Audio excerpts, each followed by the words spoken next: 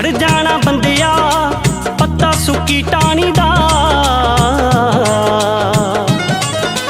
ਕੁਦਰਤ ਦੇ ਰੰਗਾਂ ਨੂੰ ਐਵੇਂ ਨਹੀਂ ਜਾਣੀਦਾ, ਕੁਦਰਤ ਦੇ ਰੰਗਾਂ ਨੂੰ ਐਵੇਂ ਨਹੀਂ ਜਾਣੀਦਾ, ਕੁਦਰਤ ਦੇ ਰੰਗਾਂ